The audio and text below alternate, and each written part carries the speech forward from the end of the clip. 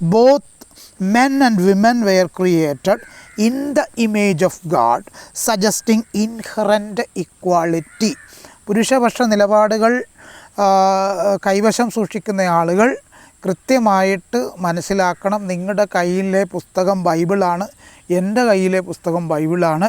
ബൈബിളിലെ ആദ്യത്തെ പുസ്തകത്തിൽ ഉൽപ്പത്തി പുസ്തകം അതിൻ്റെ 1-ാം അധ്യായം 27-ാം വാക്യത്തിൽ വളരെ കൃത്യമായിട്ട് പറയുന്നു, both men and women were created in the image of God. സ്ത്രീയും പുരുഷനും ദൈവത്തിൻ്റെ രൂപത്തിലാണ് സൃഷ്ടിക്കപ്പെട്ടിട്ടുള്ളത്. അത് കൃത്യമായിട്ട് മനസ്സിലാക്കുക. ദൈവത്തിൻ്റെ രൂപത്തിലാണ് സൃഷ്ടിക്കപ്പെട്ടിട്ടുള്ളത്. അതുകൊണ്ട് തന്നെ ജന്മസിദ്ധമായ ഈക്വാളിറ്റി ബൈബിൾ പറയുന്നു. So there is an inherent equality. ജന്മന സ്ത്രീയും പുരുഷനും ഈക്വലാണ് എന്ന് ബൈബിൾ വളരെ കൃത്യമായി പറയുന്നു. എല്ലാ പ്രിയപ്പെട്ടവർക്കും ഒരിക്കൽ കൂടെ സ്നേഹവന്ദനത്തെ അറിയിക്കുന്നു. ആനുകാലിക വിഷയങ്ങളിൽ ഏറ്റവും ചർച്ച ചെയ്യപ്പെടണമെന്ന് ഞങ്ങൾ ആഗ്രഹിച്ച ഒരു വിഷയം തന്നെയാണ് ഇന്ന് ചർച്ച ചെയ്യാനായിട്ട് ആഗ്രഹിക്കുന്നത്.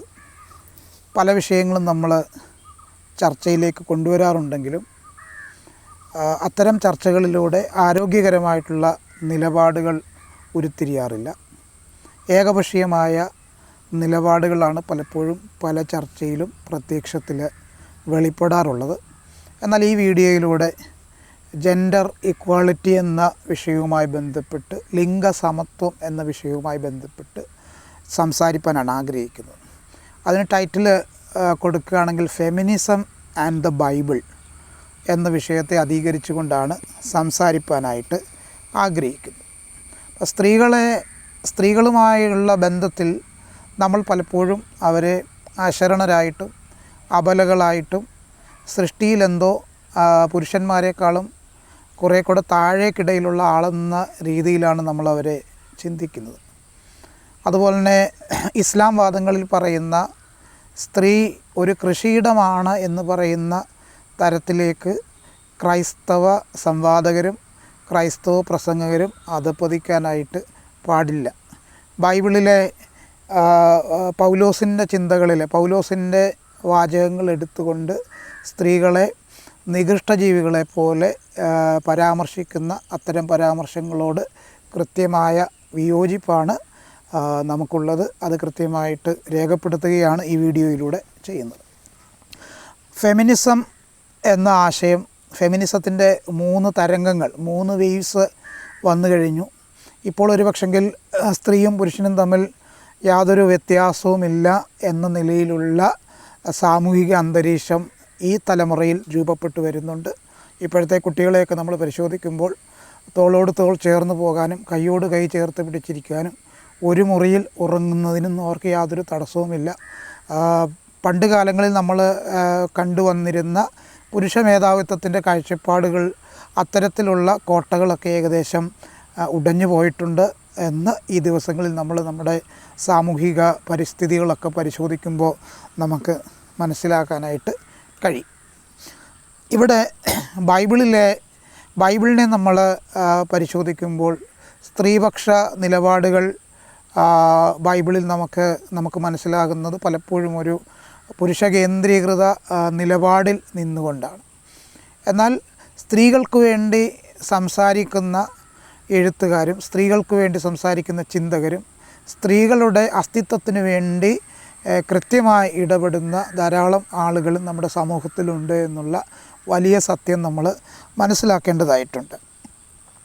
അതുപോലെ നമ്മൾ feminism in the context of Bible involves examining and interpreting biblical text through a lens that advocates for gender inequality.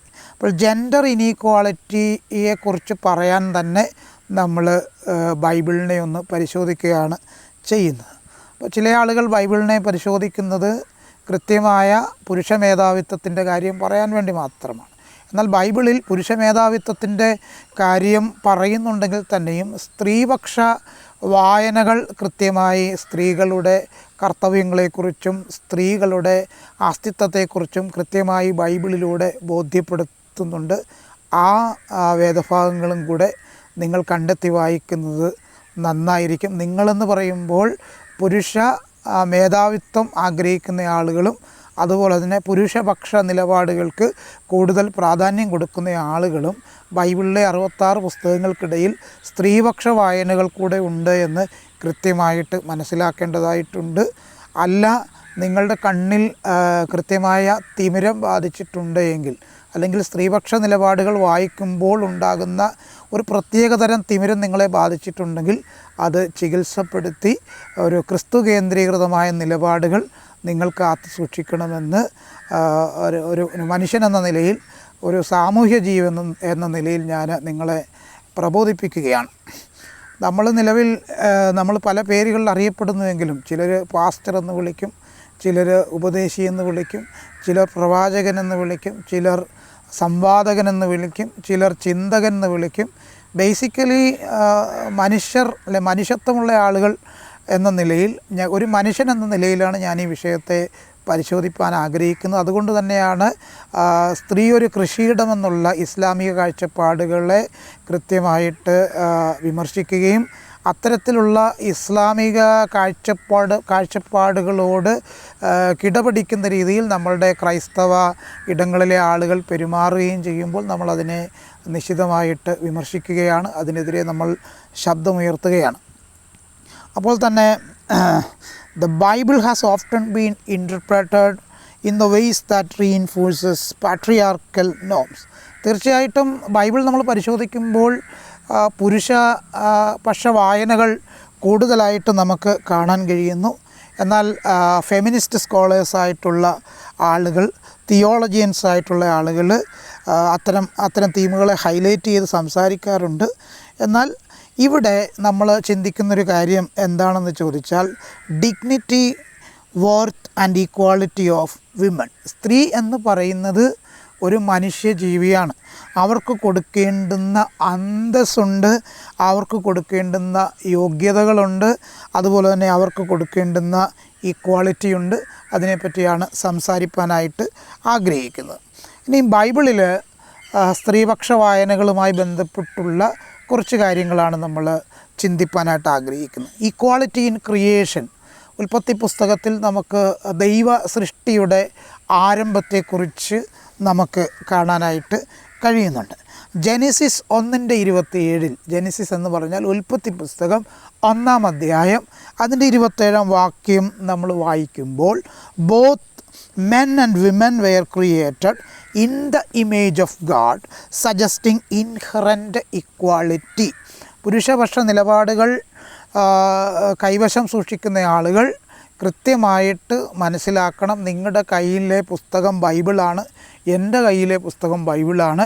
ബൈബിളിലെ ആദ്യത്തെ പുസ്തകത്തിൽ, ഉൽപ്പത്തി പുസ്തകം അതിൻ്റെ 1-ാം അധ്യായം 27-ാം വാക്യത്തിൽ വളരെ കൃത്യമായിട്ട് പറയുന്നു, both men and women were created in the image of God. സ്ത്രീയും പുരുഷനും ദൈവത്തിൻ്റെ രൂപത്തിലാണ് സൃഷ്ടിക്കപ്പെട്ടിട്ടുള്ളത്.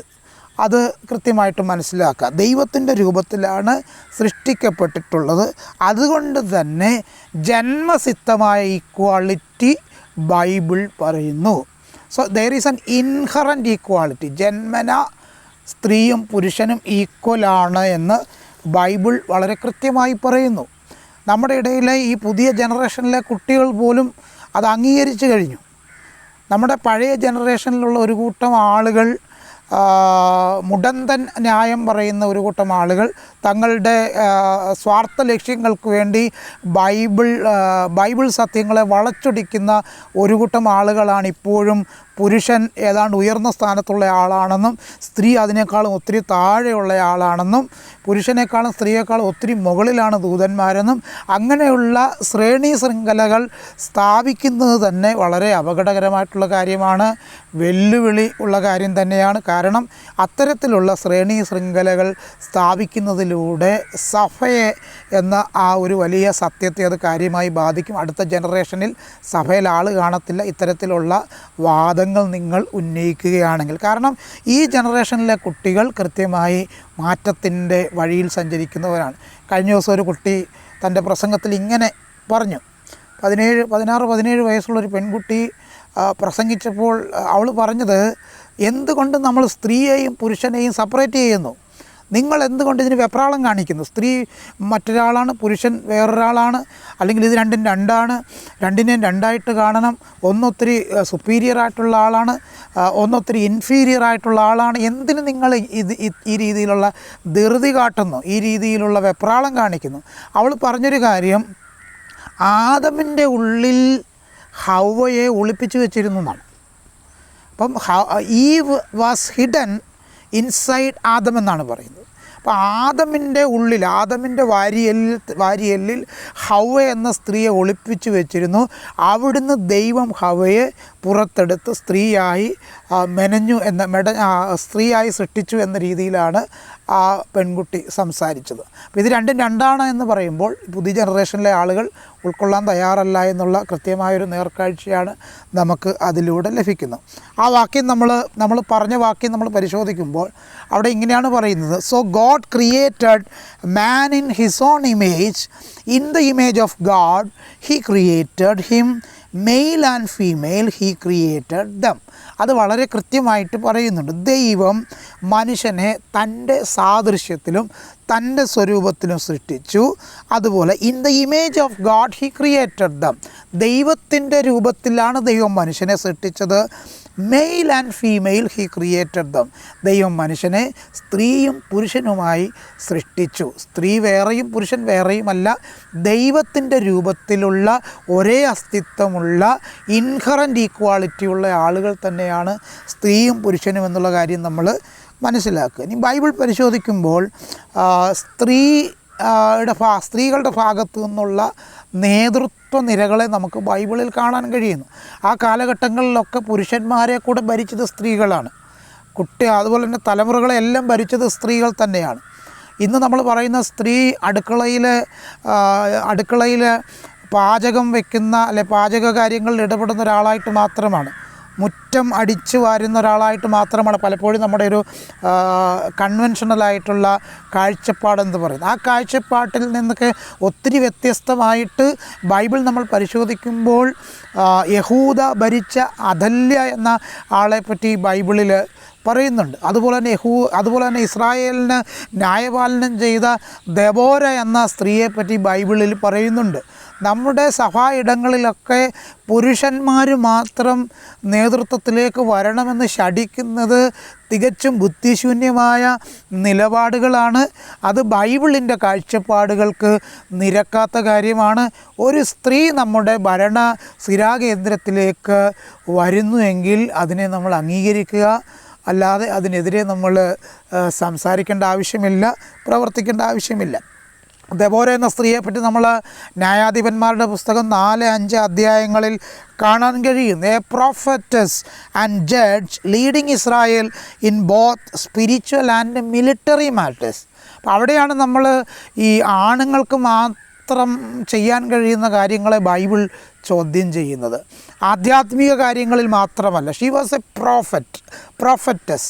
ഈ പ്രൊഫറ്റസ് എന്ന് പറയുമ്പോൾ തന്നെ അവിടെ പ്രശ്നമാണ്. പ്രോഫറ്റാണ്, പ്രവാചകയാണ്. അവിടെ ഞാൻ സ്ത്രീലിംഗം ഉപയോഗിക്കുന്നില്ല. ഈ ഒരു വീഡിയോയിൽ കൃത്യമായി നിങ്ങളത് മനസ്സിലാക്കുക. So Deborah was A prophet. അപ്പോൾ അവരെ സംബന്ധിച്ച് അവർ ആധ്യാത്മിക കാര്യം ചെയ്യുന്ന ആളായിട്ട് മാത്രമല്ല ബൈബിൾ അവരെ പരാമർശിക്കുന്നത്.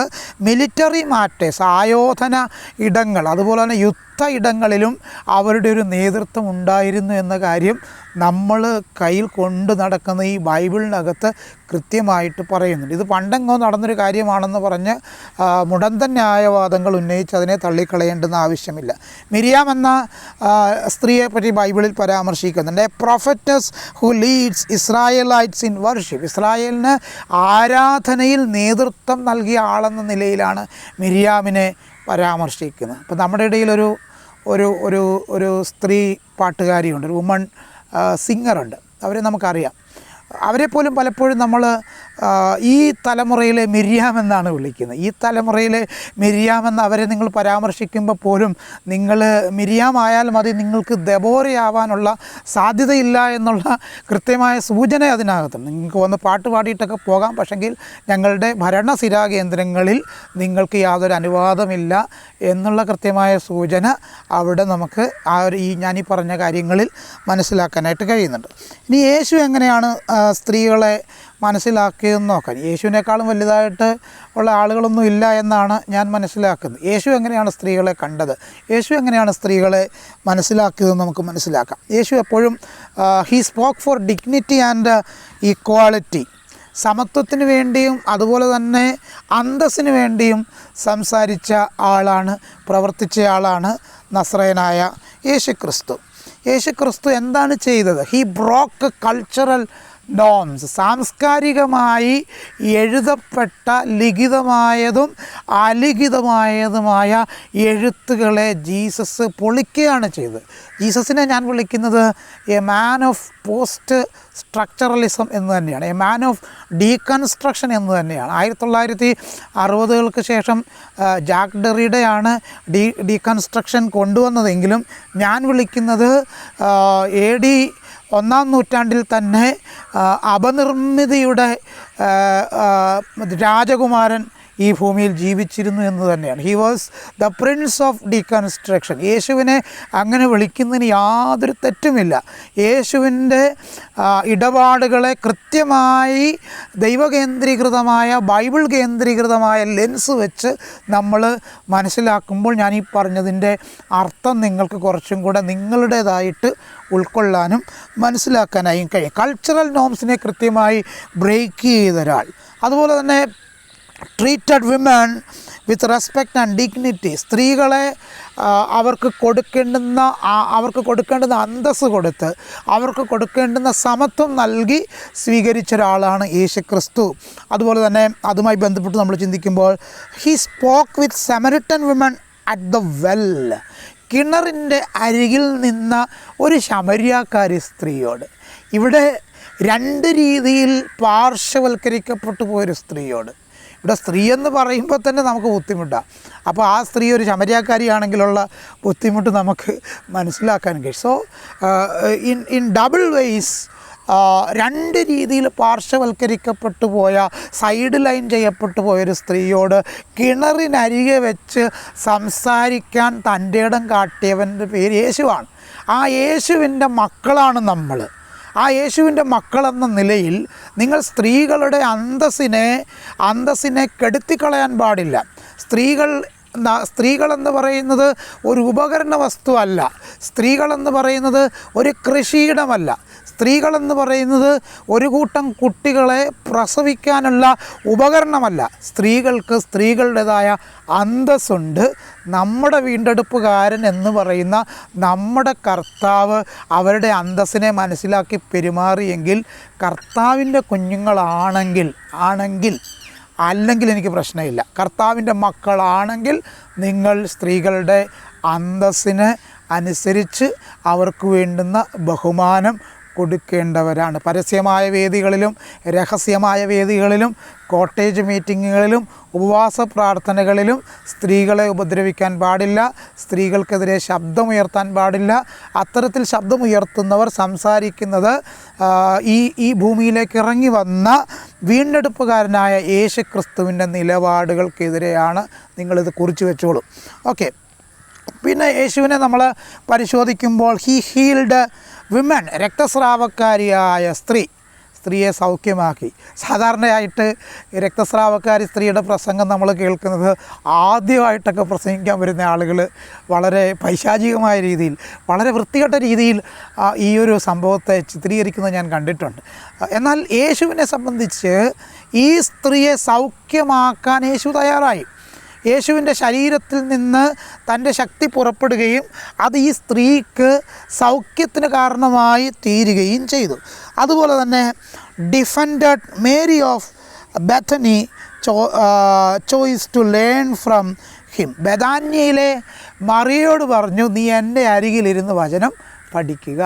സോ യേശുവിനെ സംബന്ധിച്ച് യേശുവിന് ഉന്നതഭാവവും നിഗള ഭാവവും അഹങ്കാരവും ആ രീതിയിലുള്ള യാതൊരു തിന്മ സ്വഭാവങ്ങളും ഉണ്ടായിരുന്നില്ല. ബെഥാന്യയിലെ ലാസറിൻ്റെ വീട്ടിൽ ലാസറിൻ്റെ സഹോദരിയായ മറിയ പഠിക്കാൻ തീരുമാനിച്ച ഇരിപ്പിടമെന്ന് പറയുന്നത് യേശുവിൻ്റെ അരികെയുള്ള സ്ഥലം തന്നെയായിരുന്നു. അതുപോലെ തന്നെ യേശുവിന് ധാരാളം സ്ത്രീ ശിഷ്യകളുണ്ടായിരുന്നു. He had women followers and they were the first to witness and proclaim his resurrection. ഈ പുരുഷ മേധാവിത്വം പറയുന്ന ചേട്ടന്മാർ മനസ്സിലാക്കേണ്ട ഒരു കാര്യം, യേശുവിൻ്റെ ഉയർപ്പ് ആദ്യം സമൂഹത്തെ അറിയിച്ചത് യേശുവിൻ്റെ ശിഷ്യരായിട്ടുള്ള ഒരു കൂട്ടം സ്ത്രീകളായിരുന്നു എന്നുള്ള കാര്യം നിങ്ങൾ മനസ്സിലാക്കണം. Then women in the early church.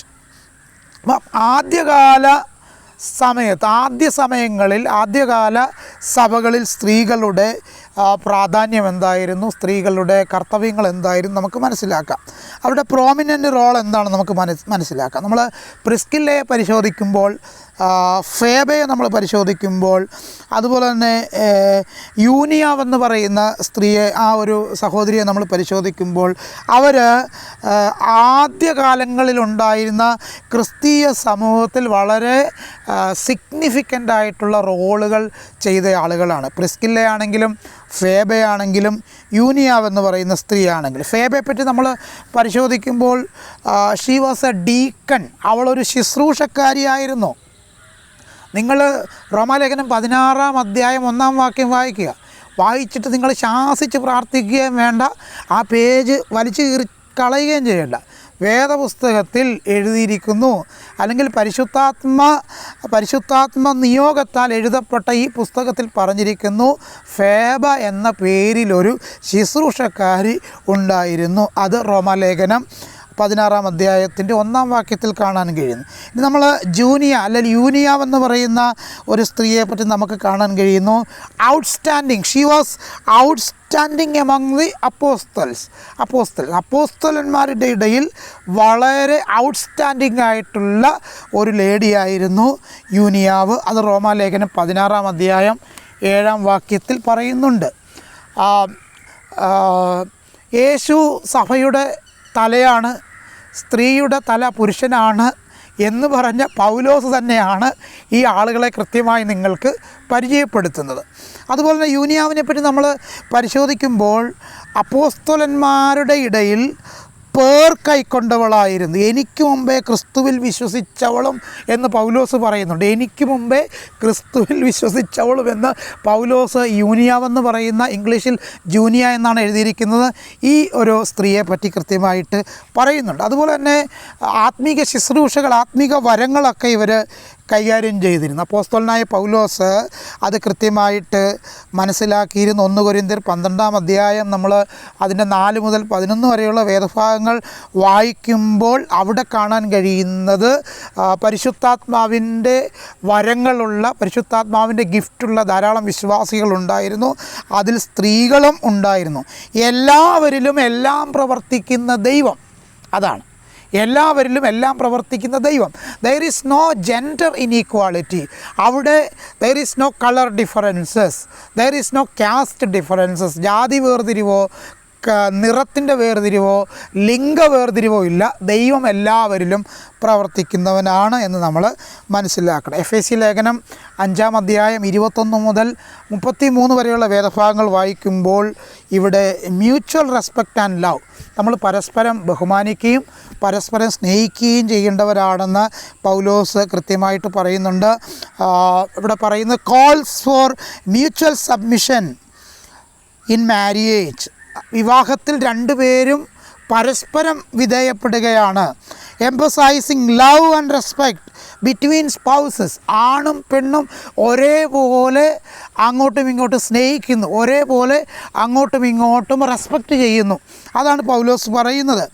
This passage when interpreted through a feminist lens suggest a partnership.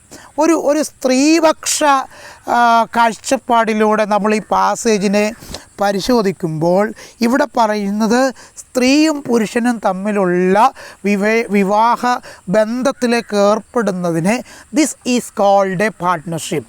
ഇതെന്താണ്? ഇതൊരു പങ്കാളിത്തത്തിൻ്റെ ശുശ്രൂഷയാണ്, പങ്കാളിത്തത്തിൻ്റെ ഇടമാണ് എന്ന് പറയുന്നു. Rather than a hierarchy. ഇവിടെ ഒരു ഹയറാർക്കി ഇല്ല. This is the space for partnership, not a space for hierarchy. എൻ്റെ ഭാര്യ എൻ്റെ വീട്ടിലുണ്ടെങ്കിൽ I am not higher than her. അല്ലെങ്കിൽ ഞങ്ങളുടെ സഭയിൽ സ്ത്രീകളുണ്ടെങ്കിൽ ഞങ്ങൾ പുരുഷന്മാരെല്ലാം അവരെക്കാളും വലിയവരാണ് എന്നുള്ളതല്ല. മറിച്ച് this is the space for partnership. ഇത് പങ്കാളിത്തത്തിൻ്റെ ഇടമാണെന്ന് നമ്മൾ മനസ്സിലാക്കണം. അമേരിക്കയിലൊക്കെ ആദ്യകാലങ്ങളിലുണ്ടായ സഭകളെപ്പറ്റി ഞാൻ മുമ്പ് ഒരു വീഡിയോയിൽ പറഞ്ഞിട്ടുണ്ട്. ഇവിടെ ഉപദേശിമാർ പോയല്ല അവിടെ സഭകൾ തുടങ്ങിയത്. ഇവിടുത്തെ നേഴ്സിംഗ് ഒക്കെ കഴിഞ്ഞ്, നേഴ്സിംഗ് പഠനമൊക്കെ കഴിഞ്ഞ് അവിടെ ജോലി കിട്ടിപ്പോയ സഹോദരിമാർ കൊച്ചു കൊച്ചു മുറികൾ ഒരുമിച്ച് കൂടിയതാണ് ഇന്ന് കാണുന്ന വലിയ എലീം ചർച്ചും അതുപോലെ തന്നെ വലിയ വലിയ മണിമാളികകളൊക്കെ ഇന്നുണ്ടായിട്ടുള്ളത്, വലിയ ചർച്ച് സൗധങ്ങളൊക്കെ ഇന്ന് ഉണ്ടായിട്ടുള്ളത്. ഫെമിനിസ്റ്റ് തിയോളജി നമ്മൾ പരിശോധിക്കുമ്പോൾ feminist theology continues to reexamine the ബൈബിളിനെ എപ്പോഴും പുനഃപരിശോധിച്ചു കൊണ്ടേയിരിക്കുന്നു. Advocating for interpretations that affirm the equal worth and dignity of woman. അവർ പറയുന്നത്, അല്ലെങ്കിൽ ഫെമിനിസ്റ്റ് കാഴ്ചപ്പാട്, ഫെമിനിസ്റ്റ് തിയോളജിയൻസ് പറയുന്നത് ഇവിടെ ലിംഗ വേർതിരിവുകൾ ഇല്ല എന്നുള്ള കാര്യം തന്നെയാണ്. അവർ വീണ്ടും ബൈബിളിനെ റീഎക്സാമിൻ ചെയ്യുകയും അതുപോലെ തന്നെ പുരുഷപക്ഷ വായനകളെ കൃത്യമായി അവർ പരാമർശിക്കുകയും അത് ദൈവകേന്ദ്രീകൃതമല്ല എന്നുള്ള കൃത്യമായ നിലപാടും അവർക്ക് ഉണ്ട്. ഈ വീഡിയോയിലൂടെ ഞാൻ പറയാൻ ആഗ്രഹിച്ച കാര്യങ്ങൾ, സ്ത്രീകൾ സഹോദരിമാർ നമ്മളോട് കൂടെ ചേർന്ന് നിൽക്കേണ്ടവരാണ്, നമ്മളോട് കൂടെ പോകേണ്ടവരാണ്. അവർ നമ്മളുടെ താഴെയുള്ള, നമ്മൾ ചവിട്ടി മെതിക്കേണ്ടുന്ന കൃഷിയിടങ്ങളോ നമ്മൾ ഉപയോഗിച്ച് തള്ളേണ്ടുന്ന വസ്തുക്കളോ അല്ല, മറിച്ച് നമ്മളവരെ നമ്മുടെ സമസൃഷ്ടികളായി കണ്ടുകൊണ്ട് അവർക്ക് വേണ്ടുന്ന മാന്യതയും പദവിയും നൽകുക. ഈ വീഡിയോയിലൂടെ ഇത്രയും കാര്യങ്ങൾ പറഞ്ഞ് ഞാൻ അവസാനിപ്പിക്കുന്നു. May God bless you all.